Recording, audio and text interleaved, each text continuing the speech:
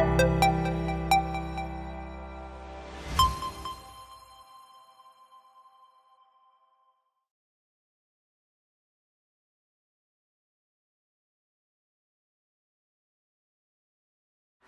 I'm with Joshua from Aquatic Control Engineering, and they've kindly given us some non-return valves to use here at Botcherby Community Centre. Now, how can a girl get excited about a non-return valve? Well, let me tell you I can, because I have had, 17 years ago right now, I was waist deep in flood water and I had other people's toilet paper in my house, because I don't use blue.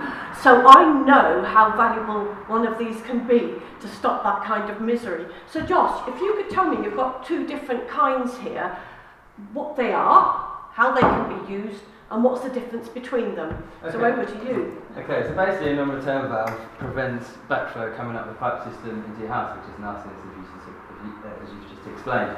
And the main difference between what we've got here and the more traditional flat-based non-return valve is that it works on a membrane, and this membrane typically can withstand 5 metres of water column back pressure, which is more than enough for this sort of application. And this application is made out of silicone, which is more than resistant to your typical household cleaners and fluids that you naturally expect to be flushed down the pipe. Yeah, so it doesn't corrode with stuff that goes through there. Tested. Yeah. And the main benefit of ours is that it has a higher opening pressure than a lower closing pressure.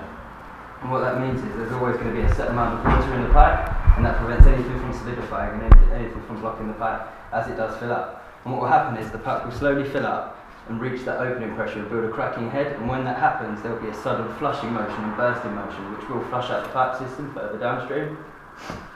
And it just basically stops all the nasties from coming into our home. Literally shuts down the minute flood water hits it, and it will stop coming up the toilet. Because we've seen so many graphic photographs of people's toilets that have just literally spewed its guts into people's houses, and that will actually stop it. So what's the difference between the two? Well, this one is a stainless steel push-fit insert type, so what will happen is you actually slide it into the pipe and secure it to the head wall down a manhole, for example. So whereabouts do you put that external? External to the house, to the house. Manhole, yeah. And do you have to get permission to fit that one? It all depends really. Quite a lot of the land is owned by yourself, but in this case at the Botcherby Community Centre, the manhole is actually owned by United Utilities.